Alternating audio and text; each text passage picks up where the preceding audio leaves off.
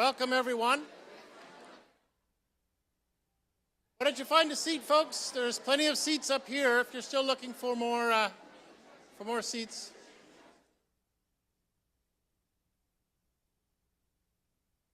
My name is Paul Brink, and I am the co-director of the Jerusalem and Athens Forum, together with my colleague, Dr. Hevlon Harper. I want to welcome you here this evening to this our 15th annual debate.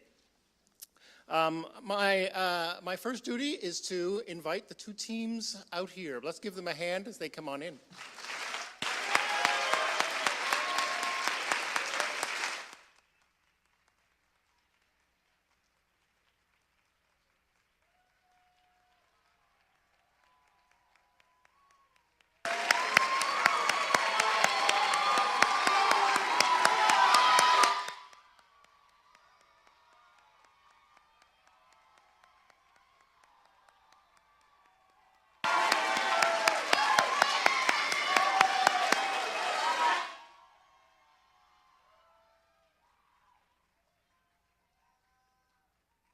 All right. Thank you for that enthusiasm.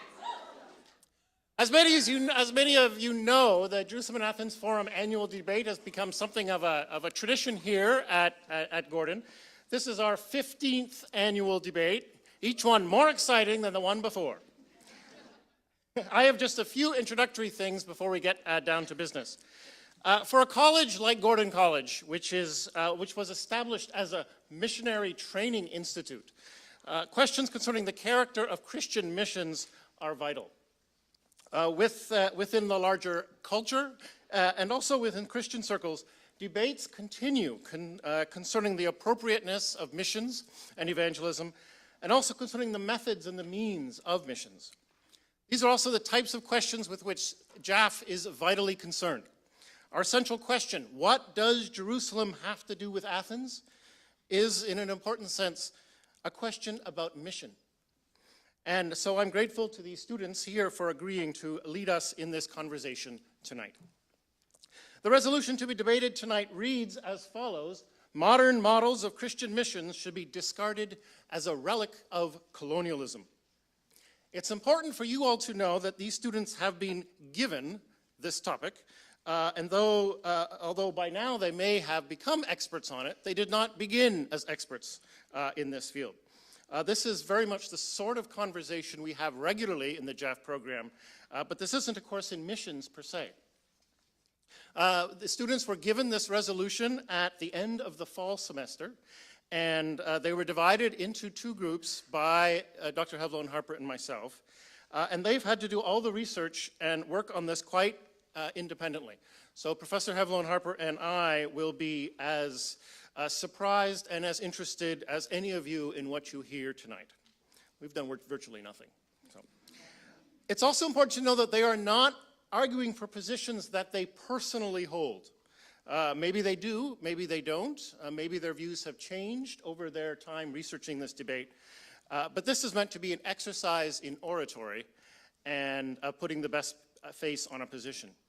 And I would encourage students to come back next week, Thursday, for Symposium Day, for an event that JAF is putting on, which will allow you to get a behind-the-scenes look at how the debate research and presentation was put together. And they'll have a chance to talk a little more personally and informally about the process. Let me go over the format and then say a little bit about your role, because the audience has an important responsibility this evening.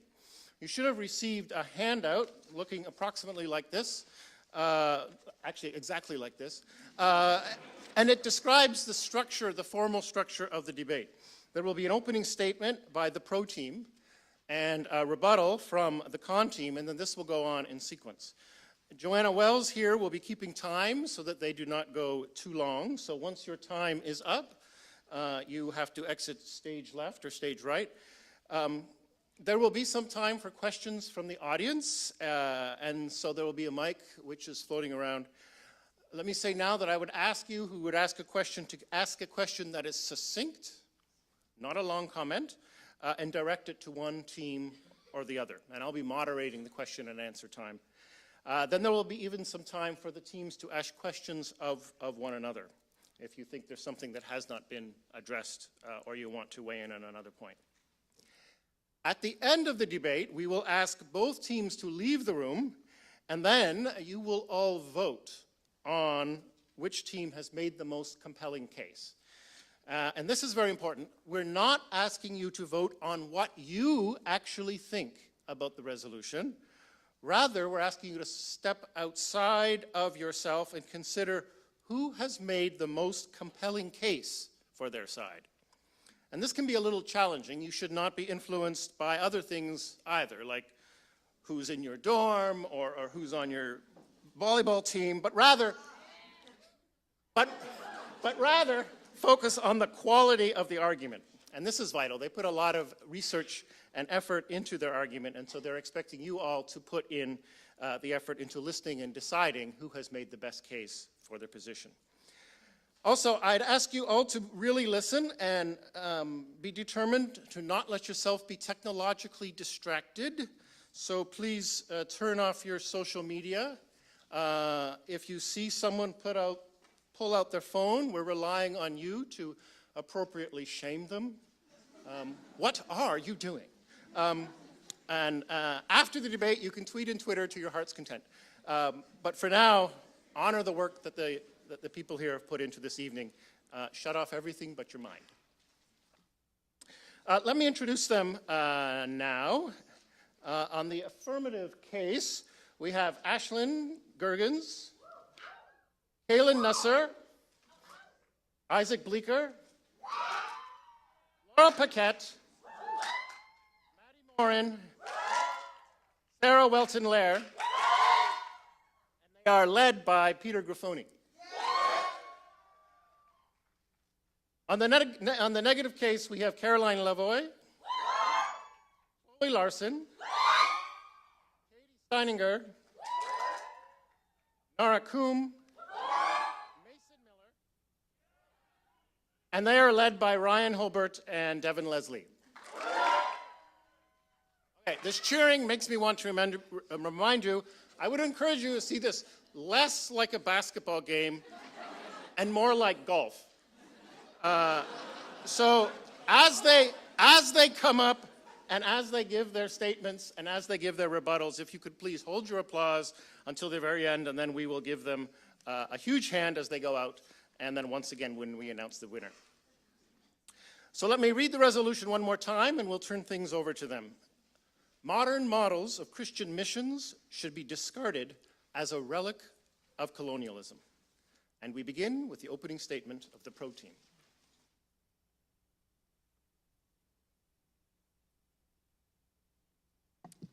Thank you all for coming tonight.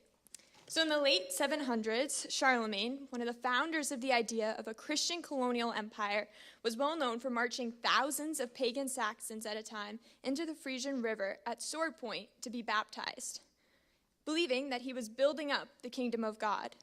While these methods of forcing people to convert to Christianity are not ones that we currently use, they're still evident in our attitudes towards missions today. The colonialist mindset of sweeping through a nation for political, cultural, or economic control is closely intertwined with our modern mindset of what it looks like to spread the gospel to the ends of the earth. And what we will argue, the majority of missions follows one of these ineffective and harmful models of superiority, unsustainable charity, adventure, or conversion without discipling, and must be discarded as relics of colonialism. The philosophy foundational to that of colonialism is developed from Kipling's poem, A White Man's Burden, and described as the 3 C's: civilization, commerce, and Christianity. Civilization, regarding the cultural practices adopted into a region; commerce, speaking to the economic impact; and Christianity as the focus of missions. We claim to have strayed away from the colonialist tendencies when it comes to imposing our cultures on those who we visit, but how many times do we go into a mission trip with the attitude that we need to teach them? This unhealthy superiority complex is further exemplified from our lack of preparation. The reason that we fail to take the time to understand the culture or learn the language is because we believe that we already have the wisdom and the skills to help the people group we're visiting. We view our way of life and means of communication as that of dominating and superior over theirs, leaving those that we go to serve feeling unvalued and worthless. Hondurans explain their feelings of learning being one-sided after receiving aid and hurricane relief. And this theme continues in our use of English idioms and of vernacular Bible translations, or missionaries who unnecessarily oppose cultural practices such as the way natives dress, thus creating the ineffective superiority missions model. The commerce concept of colonialism is exemplified in the way that we disregard the systems that the local communities already have in place. The external church injects money into the economy, leading to collapse of the financial institutions that are on the path to benefiting the district, as shown by a study done by the World Bank. Steve Corbett, author of When Helping Hurts, warns us from undermining local judgment and interrupting discipline, accountability, stewardship, savings, and institutions. Failure to understand the current pathway of economic development leads to the establishment of incorrectly placed methods. For example, Grace Fellowship Church, based in the United States, attempted to initiate a microfinance institution in Western Uganda, where credit was provided to a poor population and began lending to a local community. Yet all the money got used up and was not repaid, draining budgets and leading to an end in the program. While microfinance institutions may be a prized solution to the destitute in some situations, we cannot assume a one-size-fits-all approach, or a cycle of the Western church pouring money in and creating dependence. This creates the unsustainable charity missions model. Now, with the recent rise in short-term mission trips, there are the introductions of the conversion without discipling and adventure missions models. We see the remnants of colonialism as Christianity relies heavily on sharing the word of God to allow the crowds to hear it with the intention to convert, but minimally on discipling those who have made this step and need someone to walk alongside them in their journey. Reverend James Lowe, professor of intercultural studies at Indiana Wesleyan University, shares an experience of a mission-sponsoring church who compared the apparent effectiveness of a short-term missions team in 2 weeks with that of a long-term missionaries who live in Thailand. Writing to those who live in the field, they said, "Unless you become more productive, we may have to stop supporting you financially and shift our funds to more productive missionaries." While one missionary admits, "There are times when the numbers just aren't there.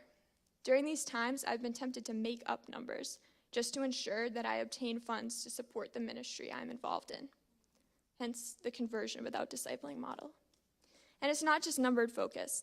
Short-term mission trips are often confused with adventures and vacations, much like European imperialists who sought adventure in foreign lands we ship off during break to test out new foods or new phrases in a foreign language, heading abroad versus the communities in our own backyard that need just as much help. Why else would one go to Guatemala rather than Rockport? This attitude exists because the majority of short-term mission work lacks a type of sacrifice. Rather than aiding ministers in our own towns or evangelizing to the desperately lost New England community, we subconsciously assume the colonial age mentality that the West needs to reach the majority world. Thus, the adventure missions model. We have seen colonialism permeate through both long-term and short-term missions. This has led communities and economies to collapse and produce a negative and limited image of the role that God can play in the restoration process. While we will not argue that God hasn't worked through our colonialist-inspired models of missions, we claim that this is the opportunity for us to discard and redeem our methods. How much more power and effectiveness could we be bringing to the kingdom when the arms and legs are attached to the body of Christ and our models aligned with his will for reaching his people? Thank you.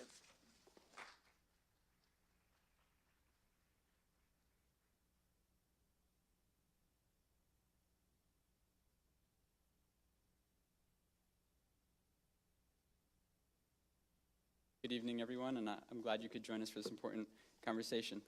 So, as Dr. Brink mentioned, the resolution is modern models of Christian missions should be discarded as a relic of colonialism. In order to affirm this resolution, two things must be proven. First, that modern models of Christian missions should be discarded as a relic of colonialism, and second, that this connection warrants that they be discarded. To begin with the first one, the definition of relic as we approached in our previous meeting was that something must be systemic or a structural issue, not just minor. Given the examples of microfinance and missions mostly from the West to the rest, we believe that the affirmative side has not proven that this is the case. They have not proven that it is systemic enough. By throwing anecdotes out, it does not prove that all modern missions, short-term and other models, are necessarily and inherently relics of colonialism. Secondly, in order to affirm this resolution, the affirmative side must show that discarding these modern models of missions is the appropriate response. Given the value of missions and the harmful impact that discarding suddenly and jarringly would leave in many of the interconnected places that missions are often sent, we believe that a standard must be established in order for discarding to be the effective solution. First of all, they must be sustainably replaced by another option, or secondly, their justification for being discarded altogether must be justified. Without sorry about this, guys.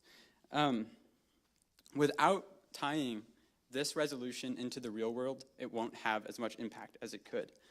Given the circumstances that we see today, we need to have a viable replacement option in order for this resolution to be affirmed. Thank you.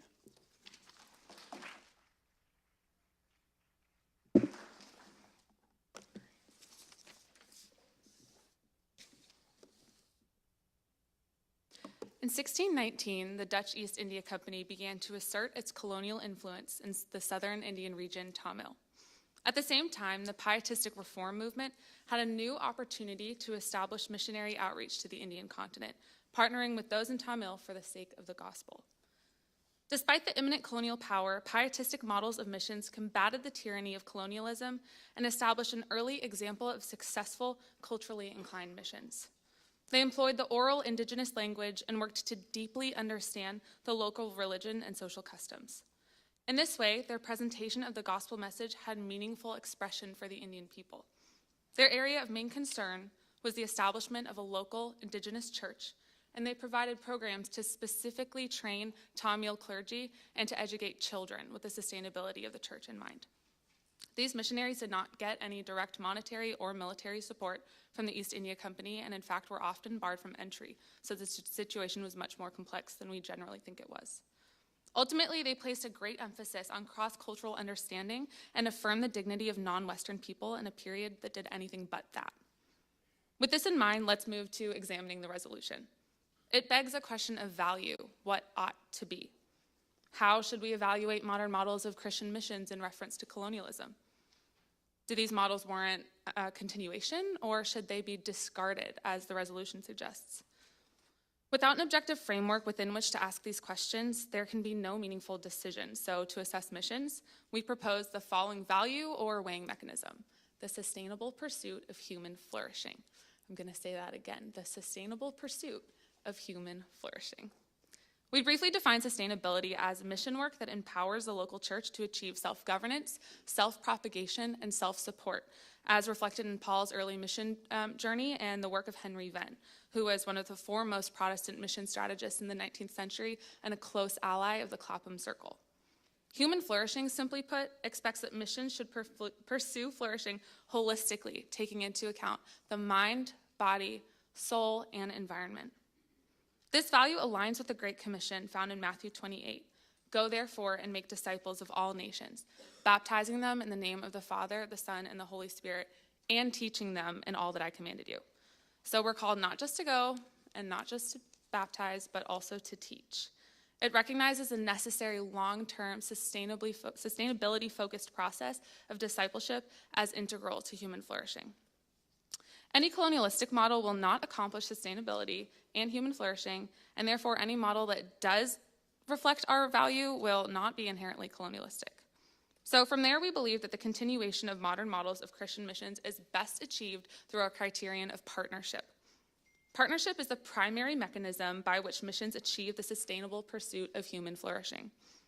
Recognizing the diversity inherent in our relationships, models of missions that embrace partnership strive to fully employ the gifts God has given each member to pursue flourishing and to foster an environment in which reciprocal and holistic transformation is sustained.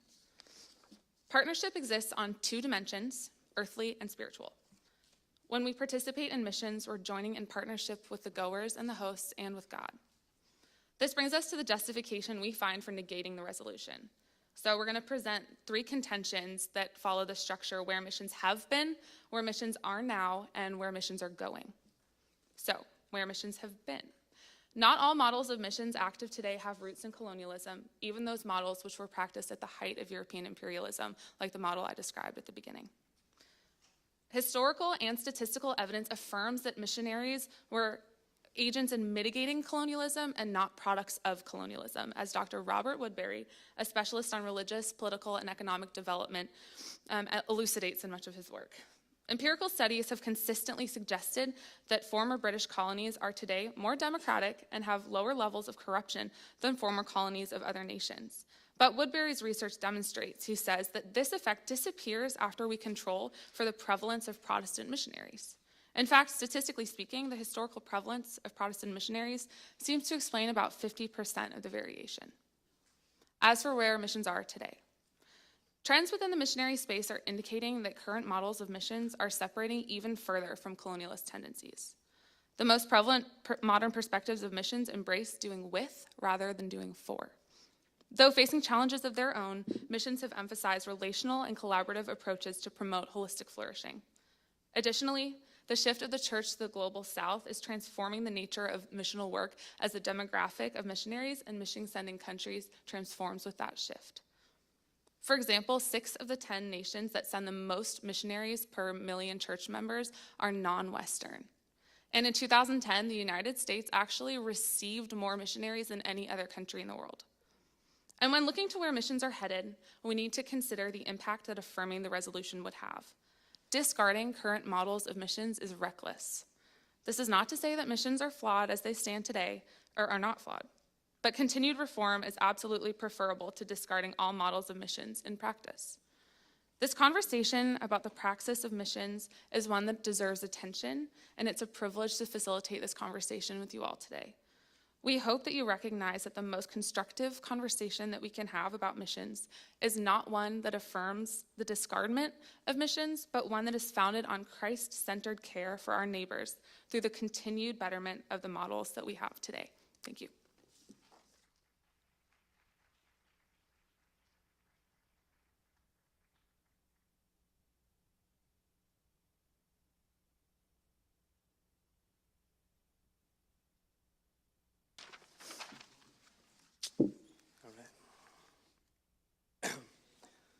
So just to address a few points brought up by the negative team, I'm doing a rebuttal.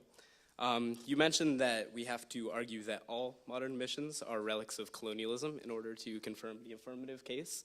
And in debates like this, there's always a temptation to try to interpret the prompt in such a way that it sort of syntactically edges the other team out and provides them with an indefensible footing. To argue that every case of modern models should be discarded is an impossible task. There are going to be models that are good and cannot be discarded on the basis of colonialism.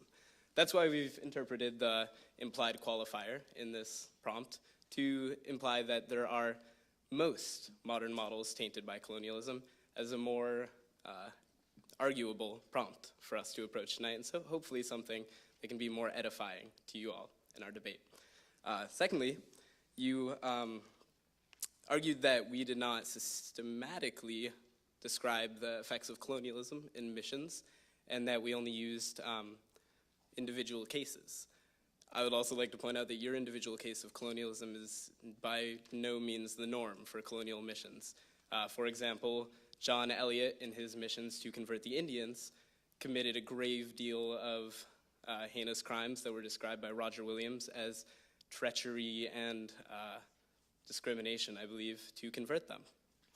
So there are not a single set of examples that can be used to prove this case. To show that they're more systematic, we're going to look at the mindset behind missions, the causes of missions, and how we've approached them coming to this era.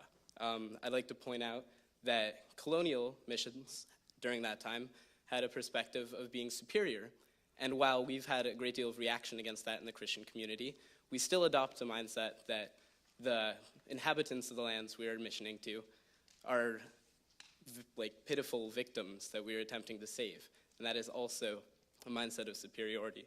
that my teammates will expound upon. Thank you. 2 minutes is not a lot.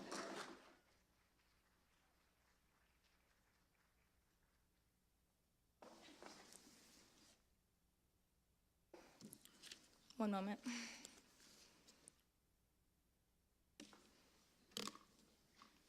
I have a quote from theologian Roger Williams accusing John Eliot of evil conversion. Baptizing thousands, yeah, 10,000s of the poor natives, sometimes by wiles and subtle devices, sometimes by force compelling them to submit to that which they understood not, neither before nor after such their monstrous christening of them. This connection is made explicit by Williams' reference in a brief reply to native conversions under Eliot appearing as the French and Spanish conversions. This is evidence that colonialist missions were in fact bad, and that Chloe's example of there being good from colonialist missions was an anecdote. One of the problems that we see with modern models of Christian missions is our tendency to view poverty with materialist possessions to spiritual depravity. We automatically assume that those that are poorer are therefore in greater need of the gospel, when we know that only about 11% of New Englanders consider themselves to be evangelical Christians, compared with 26% nationwide. This is from Pew Research. Why do we bypass the missions that we can be doing locally in New England in order to travel abroad and save those who are poor? Is it because we just assume that they're spiritually depraved more so than those who are better off monetarily in this area? Another issue is that of language and culture. Especially in short-term missions, it is not a requirement that you are fluent in the language of the country that you are traveling to, and I think that is a shame. Faith and culture are indeed embedded. This is seen in Paul's speech in the presence of King Agrippa and his court in Acts 26. He tells the account of his conversion. This excerpt is actually from Foolishness to the Greeks, a book by Leslie Newbigin, so I'm going to read it. The cultural setting is that of the cosmopolitan Greek-speaking worlds of the Eastern Roman Empire. Paul is speaking in Greek, but at the decisive point of his story, he tells the court that when God spoke to him, it was not in Greek, but in Hebrew. Open quote, I heard a voice speaking to me in the Hebrew language, close quote. The language of the home and the heart, the mother tongue. Paul is a citizen of that cosmopolitan Greek-speaking world, but the word that changed the course of his life was spoken in Hebrew, the language of his own native culture. When we show up in foreign countries and we only offer the gospel in English, the language that is not their native tongue, it is us viewing ourselves as superior and viewing them as inferior and their way of life as not good enough. Since faith and culture are indeed embedded, for most of us here, our Christianity is embedded in Western culture, but when we travel abroad and we offer the gospel message of salvation in English, it is us offering that Christianity is also in Western culture and only can be that way. That is how it can be perceived by the locals there. Another problem of superiority is us showing up and doing the work ourselves and not allowing sustainable charity to be the priority. An example of this was in Toxic Charity when helping hurts. There was missions that went abroad and just built a well. They did need the well, yes, and that did help, but when they returned a year later, on multiple occasions, the well was unused, and they just resorted back to their old ways of living and using dirty water. The problem with this is that it becomes unsustainable. And as our opposition stated in their opening statement, their main goal is the sustainable pursuit of human flourishing. How are we doing that if we go abroad, we help them build a well and leave, but we don't actually teach them how to use it correctly, and they cannot use these resources in sustainable ways? Thank you.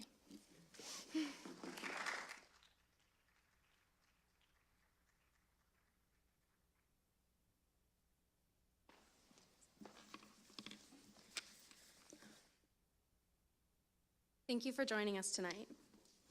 In response to some of the claims of the Affirmative team, we would like to emphasize that the failures of missions will always be easily quantifiable. We will never be able to counteract the attention-grabbing examples of missional failures, as missional successes are intangible and often unquantifiable. But however, that does not mean that they are non-existent. Many examples of missions from Latin America, such as Latin American integral missions that were based out of the early forms of liberation theology came from former colonies when they became independent in social justice initiatives within their own borders as well as outside. They have made the grave mistake of whitewashing missions, as they are not always, and often we have proved they are often from non-white majority, non-Western countries that are inherently incapable of colonizing.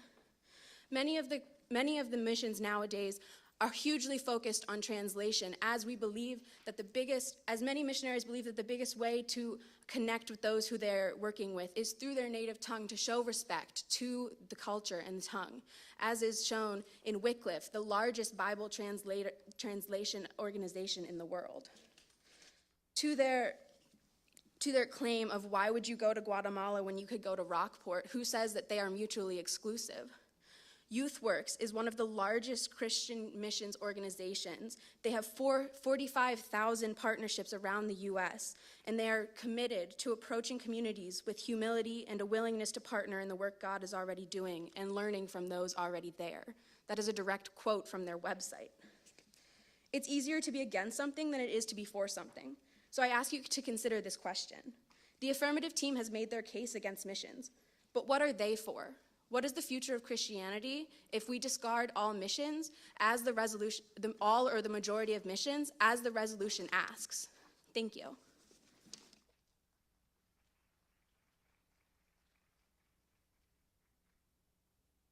Good evening, friends. As Chloe mentioned in our opening speech, we believe that the best lens through which we can evaluate missions is the sustainable pursuit of human flourishing. That end is best reached through the use of partnership as our primary means to achieve our value. Let's begin, then, with the examination of our first contention. Naturally, when discussing colonialism, we must first discuss historical context, where missions have been. The resolution does not ask us to deny the existence and horrors of colonialism, and by no means are we aiming to do that today. Rather, we are aiming to dispel the notion that colonialism and missions were always inherently companions to one another. Many models of missions directly oppose the efforts of colonial powers while aiming to preserve components of the local culture. This perspective on culture is perhaps best exemplified by the work of Ryan Dunsch, a professor of history and classics at the University of Alberta, whose work dismisses the notion that cultures are solid objects like billiard balls, displacing one in favor of another. Again, we are not denying that some, perhaps many missions find their roots in colonialism. We are simply seeking to show that missions in many cases counteracted the harmful effects of colonialism. Having said this, we recognize that this is not the reality for all missions that originate during the height of Western imperialism. To reconcile those missions, it is important to look at the direction in which missions have been headed, so we might ascertain the direction in which they are going. Which brings us to our second contention, where missions are now. Perhaps one of the biggest shifts in missions in the global church is a shift towards the global south. Statistics from the Center for the Study of Global Christianity show that missions are primarily sent in response to invitation. This is antithetical to colonialism. Invitation directly undermines the tendency to impose. It is only logical that in an increasingly globalized world, missions as they stand today are also becoming increasingly globalized. According to the Center for the Study of Global Christianity, in 1970, 43% of Christians resided in the global south. By 2018, that number had increased to 66%. Because of this, a rising number of the goers in mission come from the global south, and in turn, a rising number of them come to the global north. Many of the churches which now send missions are from nations that are not in political or economic positions to colonize. Thus, the majority of modern missions are working towards models centered around partnership, ongoing, continued relations between two partners that create a space of exchange for ideas, resources, and perspectives on the gospel and its applications to our lives. We can concede that there are a few models of missions in practice today that can be considered relics of colonialism. But we must consider the danger and recklessness of discarding all or most models of Christian missions instead of pursuing reform. And discarding is exactly what the resolution calls for. It asks us to discard, as relics of colonialism, all models of missions that are considered modern, which we have identified as anything in practice today. We must then consider our third contention, where missions are going. It is difficult to determine exactly what it would look like to discard missions outright, but it is clear that in places where dependence is a reality, it would leave many local churches without the means to continue. And even in places where dependence is not the reality, Discarding destroys the partnerships and relationships built through missions. If we discard, how then do we respond to the Great Commission, to Christ's calling to love our neighbors? We will be left with no choice but to establish a new means of missions, but is that really the option that best achieves the sustainable pursuit of human flourishing? And at what point do we establish this new model of missions? We propose instead continued reform of the current system. We say this because we recognize that missions are fallible, carried out by innately sinful and flawed human beings. This does not excuse missions' troubled past, nor does it excuse their present shortcomings. Rather, it gives us an understanding of what we can realistically expect from missions. If we require perfection of missions, missions will never be done. It is why we must rely on God's grace and the work of the Holy Spirit to make up for our shortcomings. The most effective and efficient response that Christians can have to the current state of missions is to work on continued improvement, rather than to start from scratch under the pretense of the search for a perfect mission. I would like then to leave you with a reminder of what we must accomplish to negate the resolution. If, by the end of the debate, you find that there are modern models of Christian missions that are not relics of colonialism, the resolution has been negated. If you find that there are modern models of Christian missions that should not be discarded, we ask that you reject the resolution and vote to negate. Friends, the wording of the resolution is far too absolute to affirm. Rather, it demands negation. Thank you.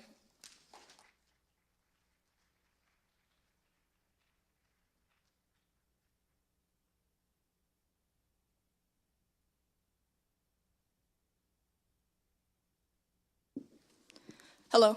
At this point in time, I would like to clarify some missteps so far. This negative team has understood discard models of modern missions as discarding missionaries. We're not saying that you have to go and replace all the missionaries there. We're saying that you have to discard the current methods, the method of going and overflowing them with cash instead of offering microloans, as has been recently ascertained to work. And the problem with that is that it's not a model yet. It's a case study. It's a theory. But if we continue to work on that and continue to correct the mistakes that have been made so far, then we can discard the past models that have failed and correct ourselves. Secondly, you've said that why should we send missionaries out of Rockport, or why they're not the same as... You've asked, why can you not send missionaries from Rockport and out of the country? Well, the fact is, over 65% of missionaries go out of the country. So certainly you can go in and send missionaries locally, but we haven't been doing this so far. Thank you for your time.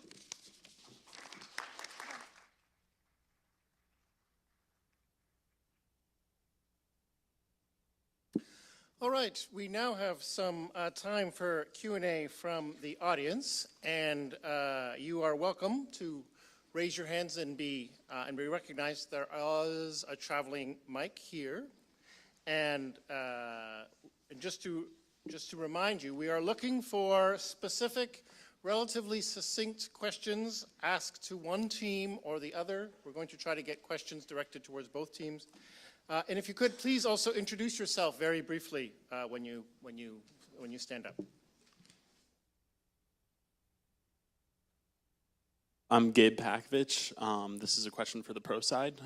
They have asked you about missionaries from the global south who cannot be a part of colonialism, either economically and culturally. And I guess I want to take that one step further. And what about missions that aren't even involved in Western culture at all, such as missionaries from Korea to the Middle East? What would be the case then?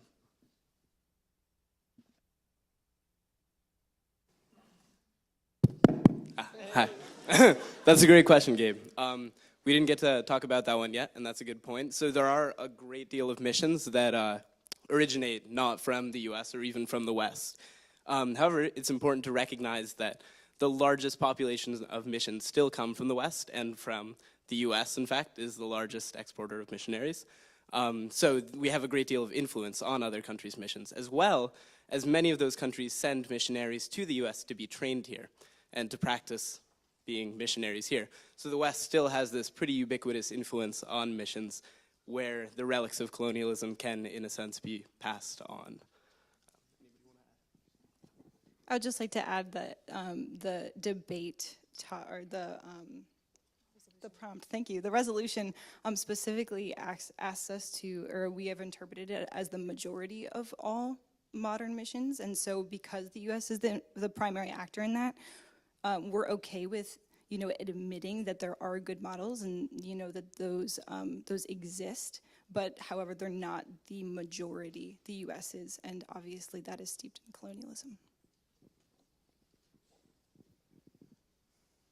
Yes, right here.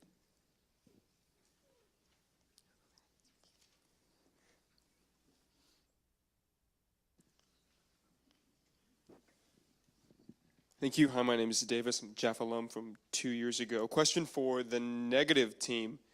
You said that the majority of missions come as the response of invitations. Why? What do they want? What is it that they hope to gain out of it? We all recognize sometimes bad things happen. They may know that. So what is it that they're hoping to gain when they invite missionaries from the West or from elsewhere? Thank you.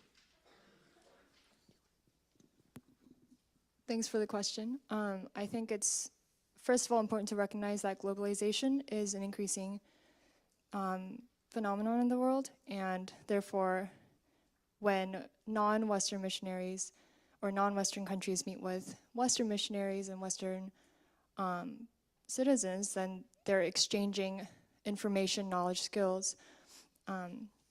So something that the U.S. is really good at is structure and discipleship.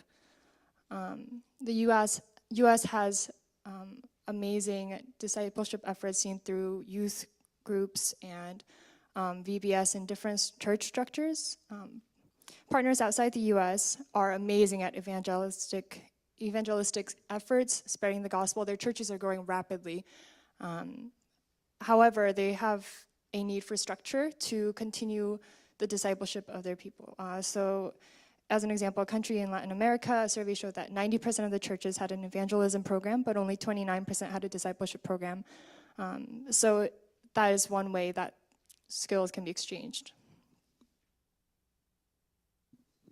And just to add on, our emphasis on partnership is often, it's exemplified through the majority of missions happening nowadays. There are huge Christian organizations and churches that go on the basis of invitation, like ECHO, which is a sustainable farming Christian initiative that goes at the request of local parishes and churches and communities in order to teach sustainable farming mechanisms. So it's the recognition that both sides of the relationship have something to offer to one another, ways of learning, experience, or just sharing stories. So thank you. Halfway up the stairs, Rachel.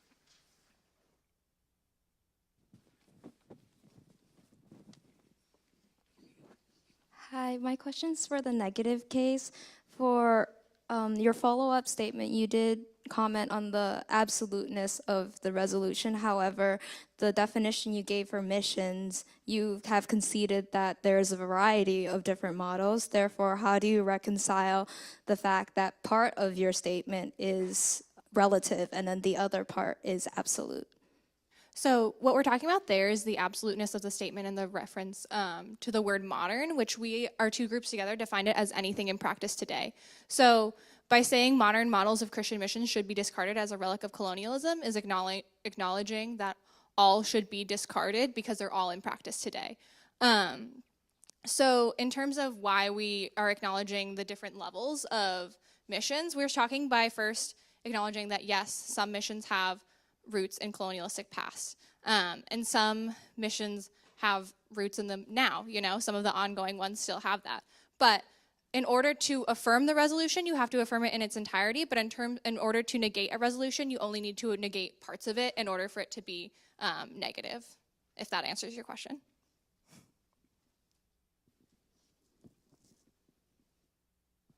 Yeah, I think a strong point that was carried across from both teams is so yeah, this question goes to both teams. When we use the word discarded, do we mean a continual, like gradual progress where we are constantly changing and improving the methods, or we are completely getting rid of methods that are currently used and like upholding the whole system? So because I realized that from the negative side, you brought up the case that if we discontinue missions, we need to find a system to replace it. But my question to you, and I guess to the affirmative side as well, is this more of a gradual process as against a complete overhaul? Right, so since the affirmative team is arguing to negate or to affirm the resolution and to discard missions, it is actually on them to kind of present a solution as to how to do so. So since we're arguing that missions should stay and should be reformed, we don't have to answer that question, because discarding, I'm answering your question, but like we don't have to set up a system to discard because we're saying that they shouldn't be discarded. Thank you for your question, Kwame. It's excellent. The con side has rightly said that the burden of proof lays on us. And so when we use the term discard, and perhaps we should have been clear about this, Mason earlier described some sort of catastrophe, some sort of, that this is going to crumble churches and it's all going to be so confusing. To clarify, we are discarding modern models of missions. Not all, because it doesn't say all. We're discarding a majority of models of mission, not necessarily missionaries, not necessarily ministers, not necessarily believers, but it's the models that are the problem. In fact, it'd probably make more sense if the same missionaries remained with the reformed model.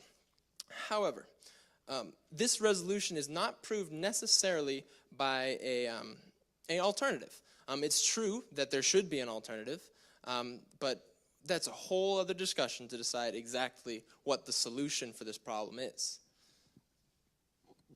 I would just add to that and say that we do not feel qualified necessarily, as we are not missionaries, to come up with those models, as the people who would know the answer to that best are the missionaries in the fields themselves. So.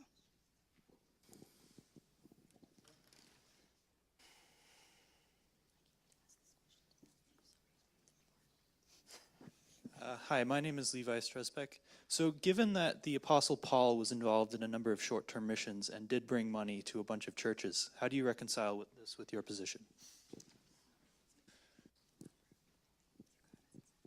Oh, okay, this is on. My response to that would be yes, he did participate in short-term missions. However, as a Roman citizen, he was staying within the confines of the Roman Empire, and he didn't travel as far as Americans like us often do, because that wasn't possible during that time. And so a lot of what he was working in was part of his culture, and so he was able to work with them in a way that was maybe more effective than if he had gone to a culture that he didn't understand at all. Additionally, Paul was not a group of 13 to 17-year-olds. And he was highly specialized to spread the gospel in his own ways. So that could be an example of a good model that should stay, whereas many short-term missions lack that same sort of depth and that same sort of purpose. Over there, Rachel.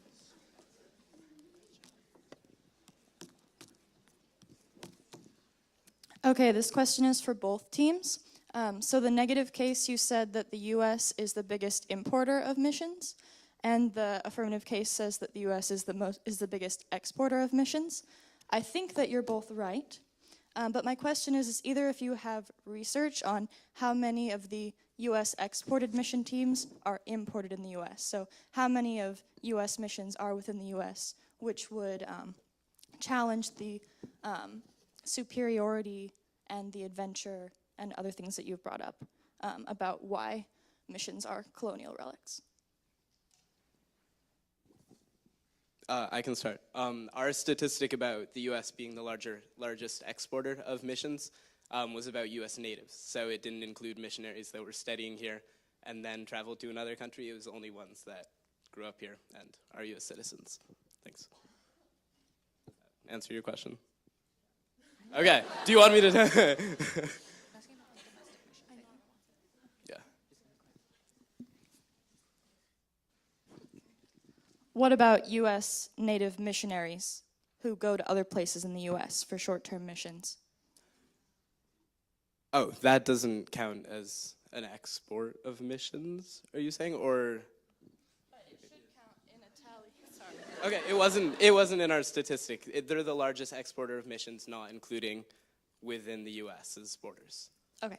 Sorry. Would that count in the tally of imports of missions then? As in American missionaries to America? Okay. Okay, we don't have that specific data point, but I can tell you from the Center for a Study of Global Christianity, a report in 2013 showed that, while the U.S. in absolute terms did send the most missionaries, if you look at most sent per million church members, Palestine is actually the top ranking, and then Ireland, and then Malta, Samoa, South Korea, and then to go over to most received, to reinforce our previous point, the U.S. has a total of 32,400, then it's Brazil with 20,000, then Russia, then the Congo. Yeah, that would be my response. Okay. Thank you.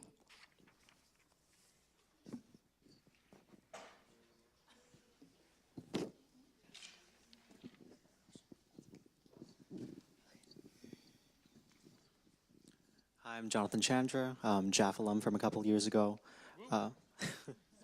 One question that I have, so the affirmative case is saying that the U.S. is the largest exporter of missions, which the negative case is agreeing with. But do you have any statistics to say the total number of missionaries sent out by other countries outnumbers that of the United States? Because I think that's important in saying the majority of modern models of Christian missions should be discarded as a relic of colonialism.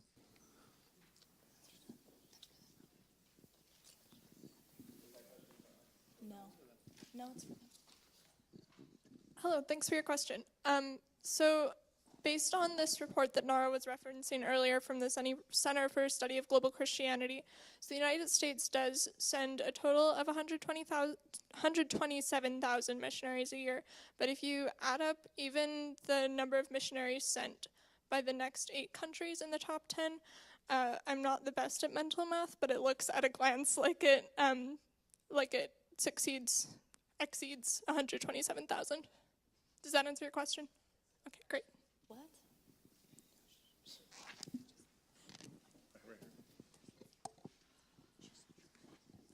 Hi, I'm Sam. I'm from the same cohort as Davis and Jonathan. You guys have said that there's an implied qualifier that's most modern models. Did you have any specific warrant for that claim that that's implied, and why is it not implied that it's all? I was just wondering about the warrant for that. Okay. Yeah, so modern language, a lot of people wish that it worked like formal logic. Linguistics know it typically doesn't work that way. If I say something like, they may have guns, but we have flowers, it doesn't imply like a dichotomy monopolistic economy where I have all the flowers and they have all the guns. A lot of sentences you don't specifically say the qualifier. So here they could say all modern models of mission should be discarded, but they don't.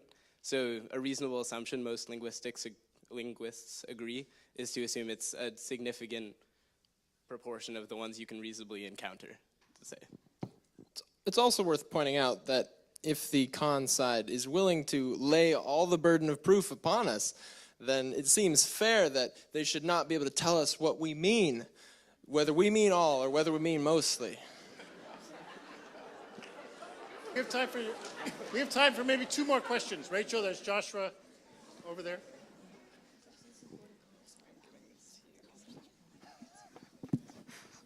My name is Tom Brink, and good name. And I would disagree with one of the statements that college students have no involvement in missions, in that the student volunteer movement was sent out more missionaries than any other movement, and that was with college students. So my question is to the Affirmative group, how should college students be involved in the world, in Christ's concern right now? I think right off the bat, I would say definitely we're not saying that college students can't do missions or can't make a difference in the world. They absolutely can. I think it's about, first of all, preparing well and making sure that we have the right attitudes going into missions and that we're open to as much as we can learn from the people we're seeking to serve as we can. And I think, as we've mentioned before, a wonderful way for us to get involved right now is locally. We can go out to the world, and that certainly is an option with the right models, but it's so easy to get involved with good charities and good mission organizations just in our local communities. And if we start there and work our way outwards, I think that will be a good start. I would also just like to reemphasize the point that we're discarding modern models. And it's important to recognize that we're not discarding missions. It's the models of the missions themselves. And I just wanted to clarify that point for the audience one more time.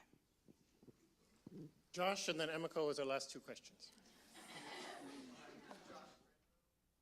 Is this on? Yeah, there we go. Josh Grambo. So I'll let you direct this one, Dr. Brink, because I don't think I've really tracked how well which side is getting more questions. But I have yet to hear, kind of to Kaylin's point, what the majority of modern models are. I've yet to hear one case succinctly describe, say, 51% or more of modern models of Christian missions that either should be discarded or should not be discarded. So I'm curious if there are too many models to describe it in that succinct of a fashion, or if there really could be said that there are 51% or more, or 49% or less of modern models that should be discarded or should not be discarded. Thanks. We'll let negative go first, then affirmative if you like. Thank you for your question, Josh. I think what you're asking for is some sort of systemic proof for the efficacy or neocolonialism of modern models of missions. And so far in this round, I don't believe we've seen any from the affirmative side, while we as the negative have presented 4 specific examples of systemic proof. Just to recap real quickly, we have the Woodbury statistic talking about Protestant missions and how Protestant missionaries were the reason that British colonialism wasn't as bad. We talked about the prevalence of invitations and how that's mainly the reason, or that is a rising trend. We talked about the trend to do with the global south and how a lot more missions are coming from there. And the 4th and final statistic was relating to, I believe we talked about, that there's a change in the type of missions that are going on. And we talked about trends to do with different varieties of missions. And no, not a single one of those answers that question completely. But again, those are systemic examinations of the efficacy of those missions. And we really haven't seen anything comparable from the affirmative on that point.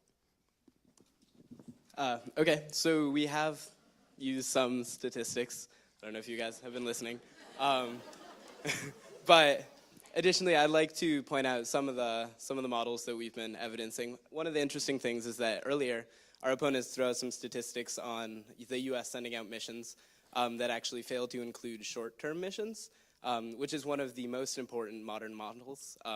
As Western missions are actually in a decline on the whole, short-term missions are actually growing incredibly fast. And that's why it's one of those important models that we think should be discarded, as well as other aspects of long-term models.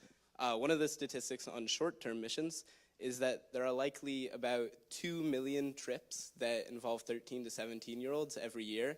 About 29% of youth in that age group have gone on at least one trip, and 10% have gone on multiple.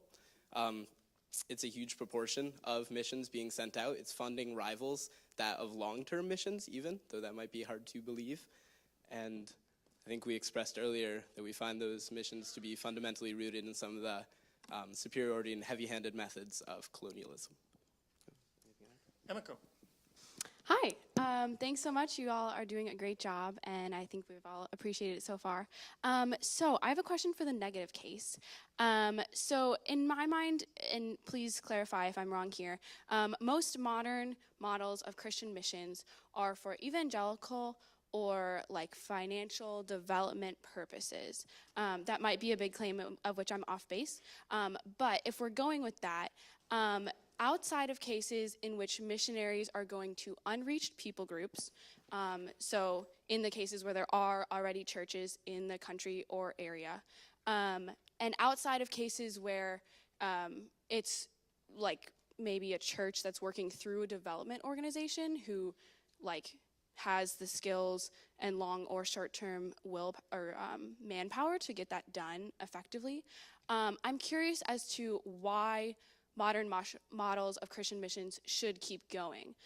If they're evangelizing to people who already have churches, or trying to do development in situations where they're not fully equipped with expertise or funds. So yeah, if you could just speak to those cases, that would be great. Thanks. Thank you so much for your question. We would counter with the fact that the majority of missions nowadays are do not necessarily reflect unsuccessful financial development or evangelism to churches that already exist. And in fact, the majority of them reflect local, a lot of times in churches from the Global South, missions and partnerships where people come to the table with different experiences and knowledge and work together to create that development. And we would argue that a lot of times it is more successful than we may think of when we think of mission failures, which are often very, very easy to tell to an auditorium full of people. But yeah. And to comment on, I think what Maddie may have said, if we're going to have the church with arms and legs as well as other parts, then our criterion of partnership globally is really the best option. So to leave a church in Senegal on its own is not necessarily we're not following the call of the Christian church globally if we're not partnering with one another.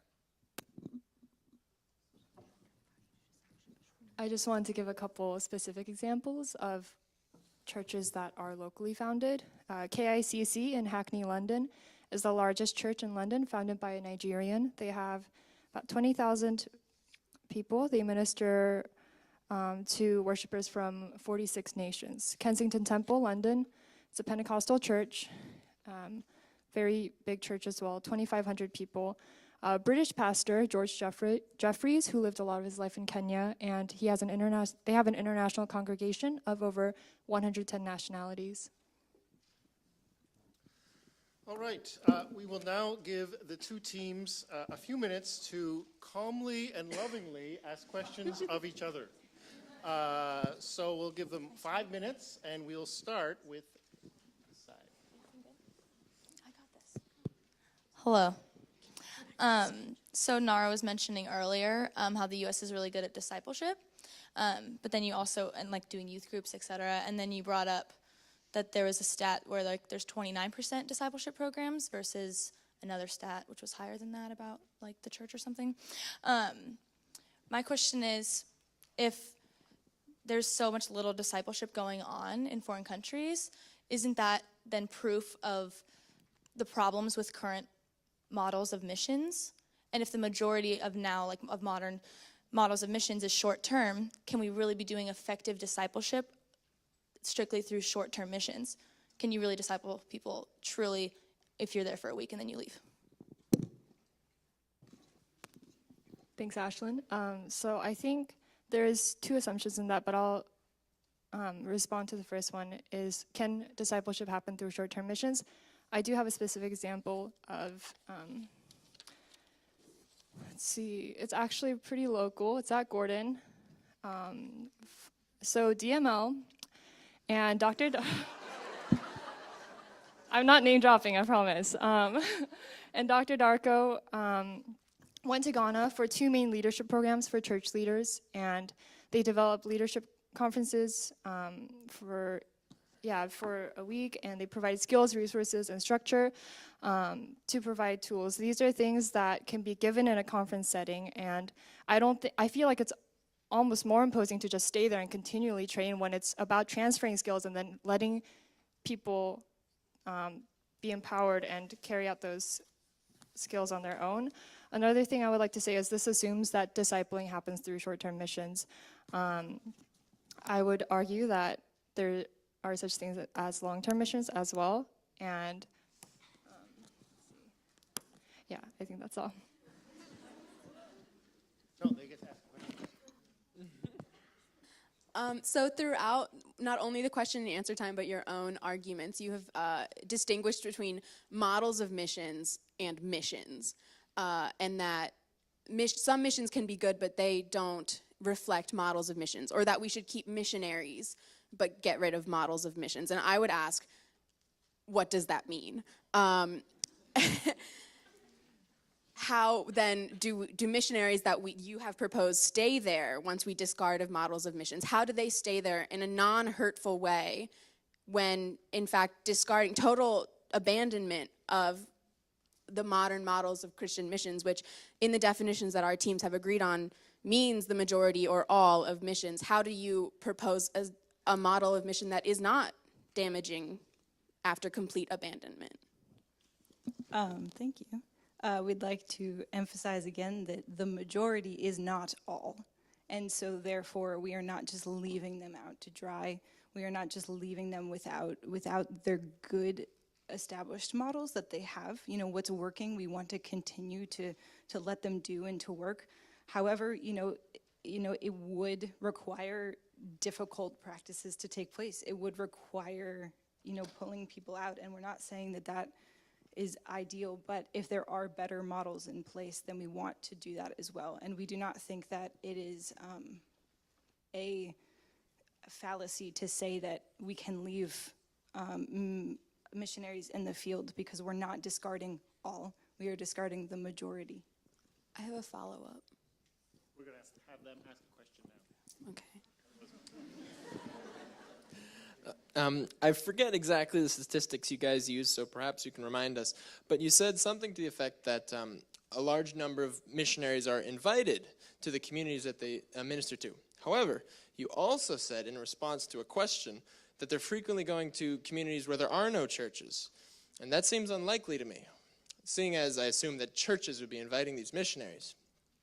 So in the case that they are invited, and they're going to disciple these churches, where do they get the idea, I wonder, that the Westerners have the right idea of how to disciple? I wonder why it's necessary that a Westerner come and disciple, say, people in Uganda or wherever else.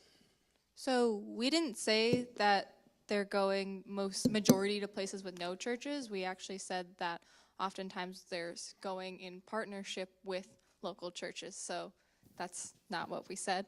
But in terms of answering the remainder of your question, in terms of like what, and this idea of like whitewashing missionaries, I think that that's completely neglecting the concept that there are so many missions from the global south and from places that are not America. And like South Korea, it sends the second most missions out of anywhere.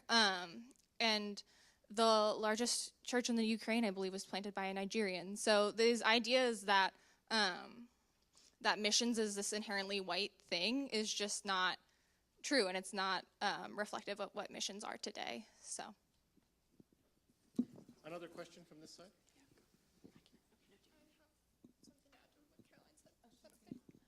I'd also like to say that Nara mentioned earlier that the U.S. is particularly strong in terms of structure, and Latin America is particularly strong in terms of evangelism. So that's an example of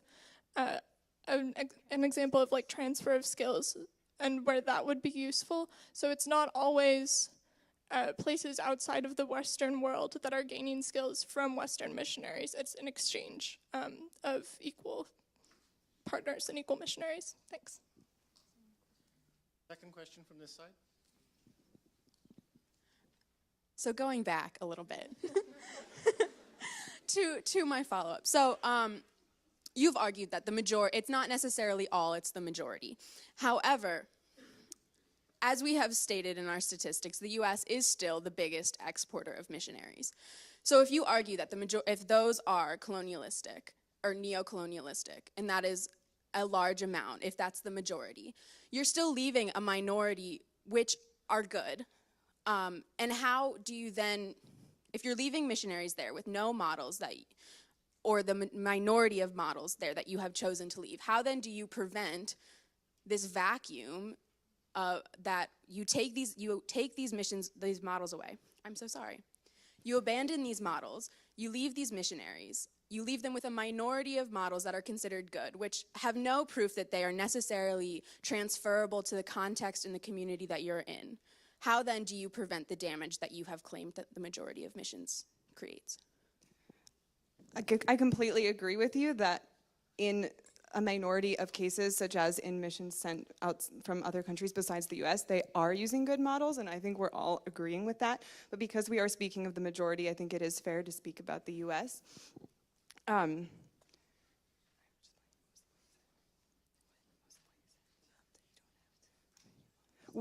The main point that it seems to be you're saying is that by us saying that we want to discard the models, that we are creating a vacuum which will destabilize missions around the world. And I don't think we're saying that we should discard the models without any kind of replacement at all. We do believe that there should be a replacement because we do want missions to continue and we want them to be done as effectively as possible.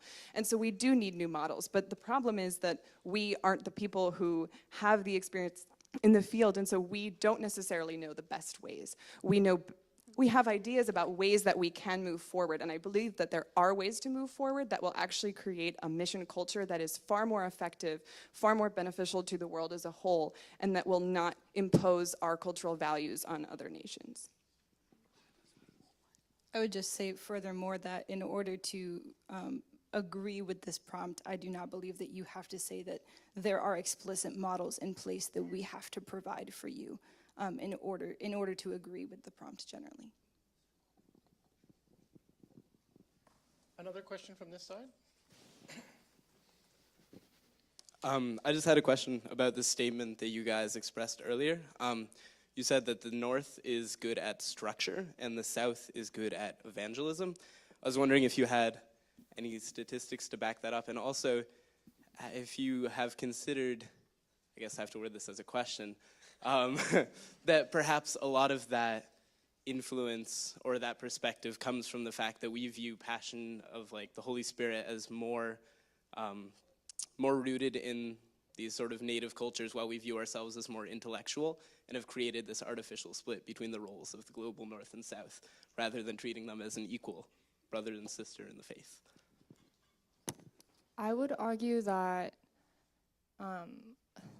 we have made a distinction between Western countries and non-Western countries, and I would actually argue that it's not a value statement, it's a distinction that's made by recognizing that, yes, the world is becoming increasingly more global, but we also have to recognize that there's great diversity, and that means that there are specific strengths and there are specific weaknesses.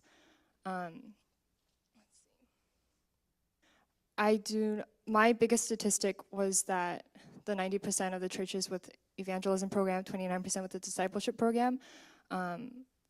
Granted, when I spoke with the Christian Min professor that I spoke with, I was actually saying I need to look at more stats, but he was saying this is actually a global trend, and recognizing that there are churches that are growing much faster, and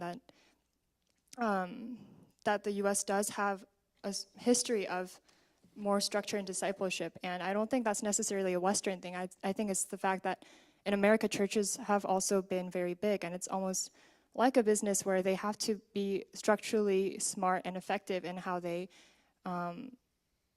nurture their congregants. And again, I would just like to point out that it's, the thing we're promoting is a space of exchange of equal ideas, not of imposition.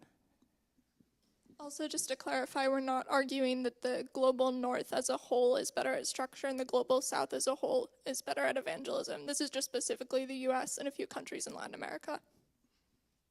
We have time for one last question from the negative case. So Josh had asked earlier from the audience about percentages and whether either of us had a statistic about like 51%. But we'd like to consider the thought that trends might be an easier thing to look, or a more effective thing to look at than percentages, since neither of us really has a specific percentage for whether missions are colonialistic or not. So in light of trends in mission and whether trends are pointing toward or away from colonialism.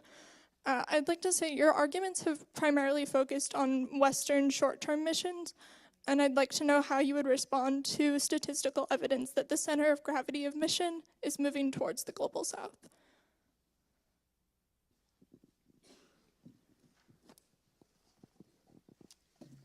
So we addressed that briefly before when we talked about how Christian missions from the West have influenced a lot of the missions down there, like the church is growing down there, a large part due to the mission efforts. One of the points that we're not trying to argue actually is that historically colonialism is what spread Christianity throughout the globe. That was a positive effect, but now the relics of colonialism are having a negative effect on the missions.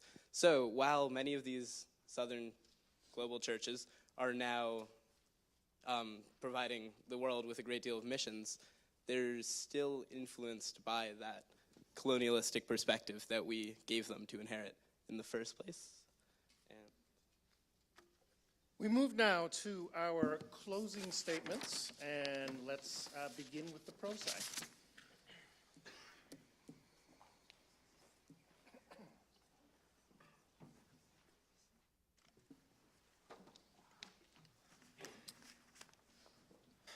God is holy.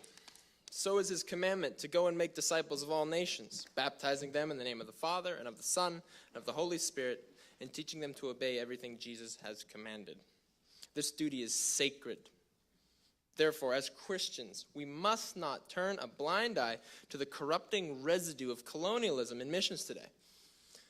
Modern models of Christian missions are tainted by the vices of human kingdom building.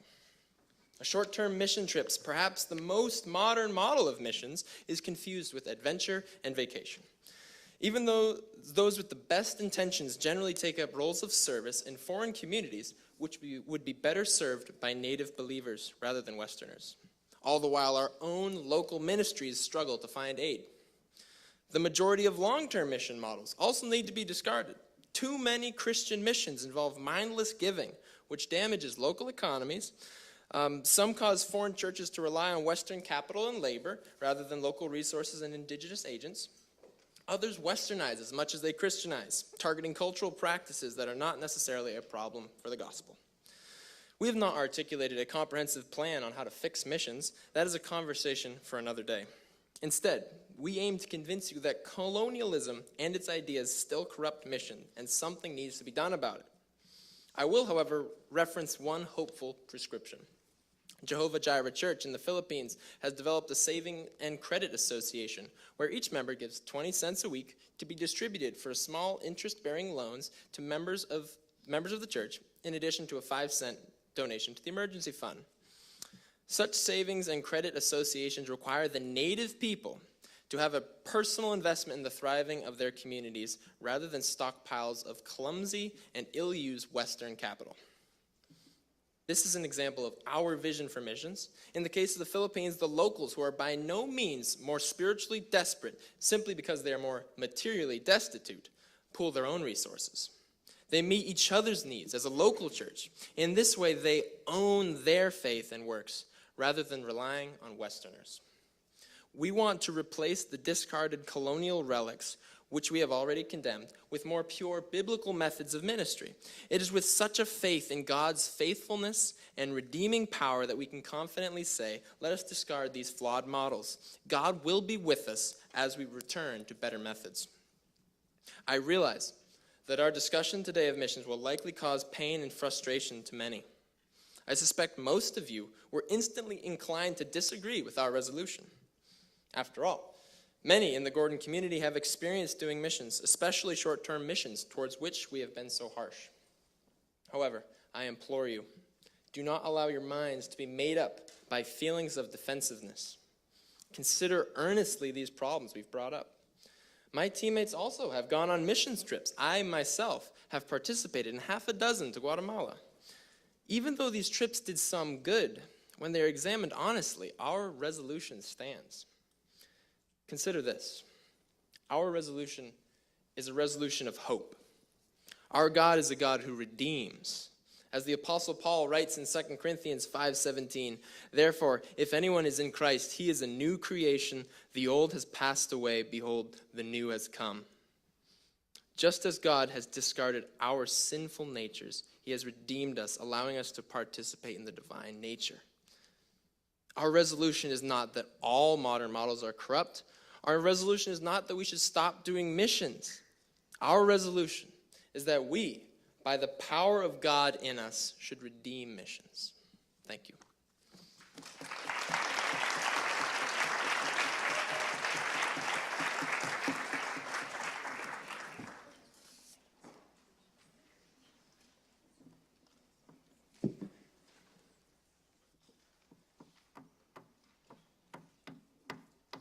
Quote, it is time for a reevaluation of the glib assertions popular in intellectual circles today about the close connection between missionaries and colonialism, and the overwhelmingly deleterious impact of missions on non-Western societies. Both historical and statistical evidence suggests that colonialism would have been far worse if non-state missionaries had not been present and engaged. Again, from Dr. Woodbury. People, at the end of this round, you are not presented with merely a choice between two teams or two sets of argumentation. You are presented with two parallel universes. One, the negative, that of the status quo and its extrapolation. The other, that of the affirmative, an alternate route dictated by an affirmation of the resolution. And the question I pose to you at the end of this round as you're coming up with your decision is, which world would I rather live in? And with that in mind, I'd like to move into 5 main issues, really boiling the round down into 5 reasons to prefer the negative side, to prefer the negative world. The first, that of purpose. The first, that of purpose.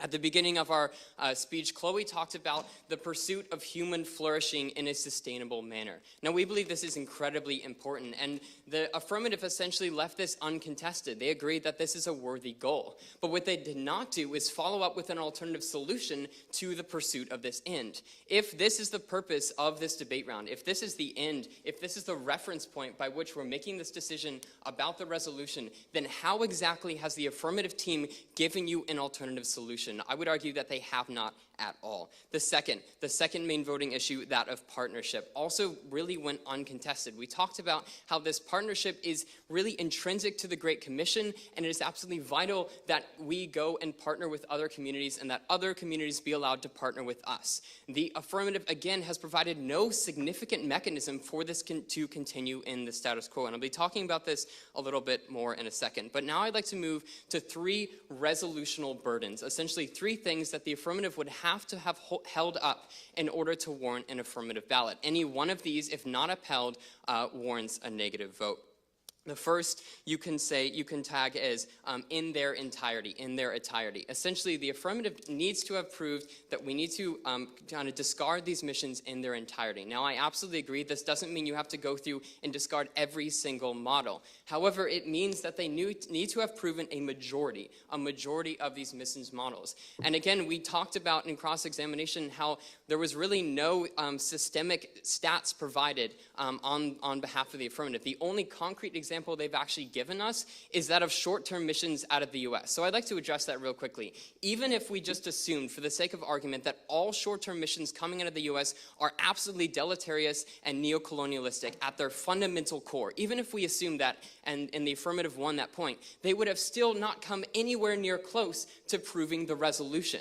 Even if you accept that point and all the other specific anecdotes that they have provided, those do not constitute a majority, which is their standard for proving the resolution, of Christian missions. And I would urge you to vote negative on that point alone. The second burden, as a relic. They need to prove that these missions are discarded as a relic. They talked a lot about a lot of problems and a lot of incongruencies in current models of missions. We agree, there are a lot of problems. However, if they prove any of these models are problematic simply because of inefficacy, that again does not prove the resolution. They must specifically show that these need to be discarded because they are deleterious and because they are neocolonialistic.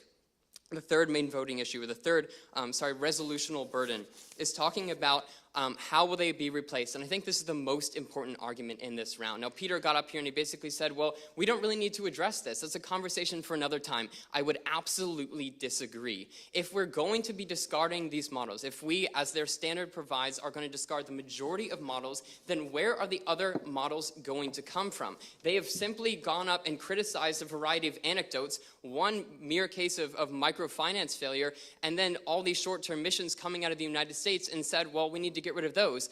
We'll agree. Let's get rid of all of those. What do we replace them with? What are we replacing all those models with? And while they've given us a lot of pretty rhetoric about what models should be idealistically, they've given us no systemic idea of what a better world looks like. Finally, we see that even if they were going to change these models out, we really don't see any difference in the status quo. As my partners have talked about, we see that a lot of the trends, the 4 systemic trends that we talked about, that we provided actual statistics on, are moving in the right direction. Whereas the affirmative has really given us no negative trend. So we have to see that if they're going to replace these models, what are they going to be replacing them with? And are they going to be any different than the ones that we're already heading towards in the status quo? And it is for all these reasons that I strongly urge you to stick with the status quo and vote negative. Thank you. It's been a pleasure speaking for you today.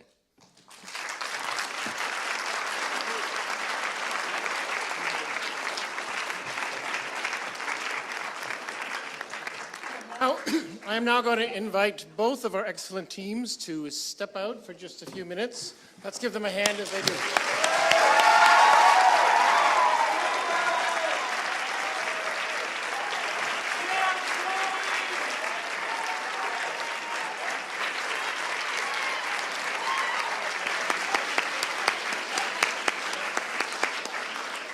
All right, so now, once again, let me remind you that you all have an important role to play. I would just reiterate that you are voting not on the basis of your affinity to particular people, not really even your opinion on the matter at hand, but rather on who you thought, as you listened, who of them made the most compelling case for their position.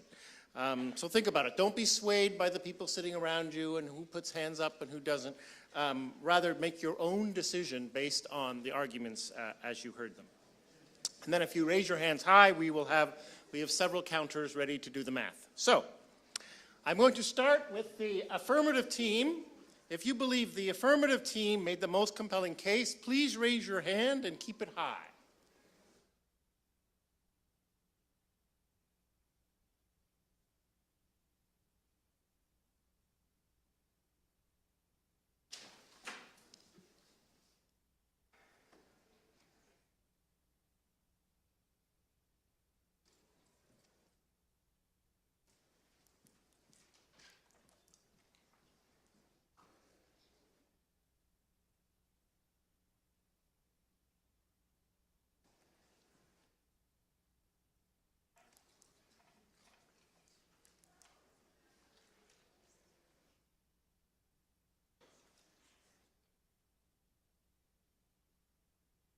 All right, you can lower your hands. Let us vote now for the negative case. If you believe the negative case made the most compelling argument, please raise your hands. Raise them high.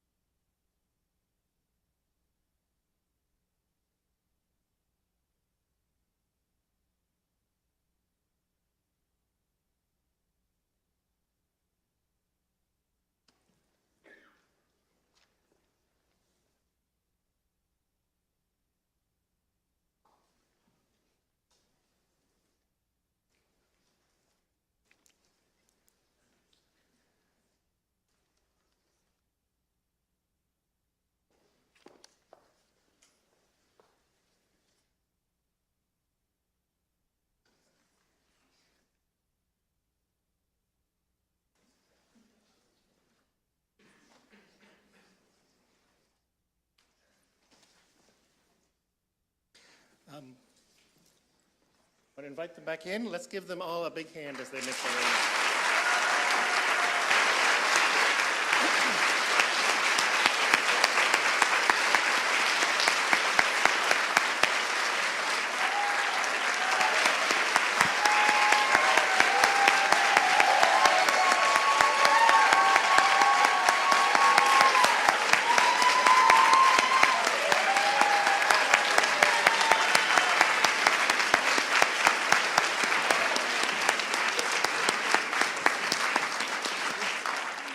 Again, I want to thank all of you for coming, and I want to thank especially both teams who have been working hard all semesters. I also want to thank the captains of both teams who put a lot of effort in as well.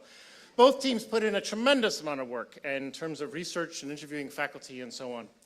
The results, the pro team received 77 votes, and the con team received 162 votes, so the award goes to the negative case.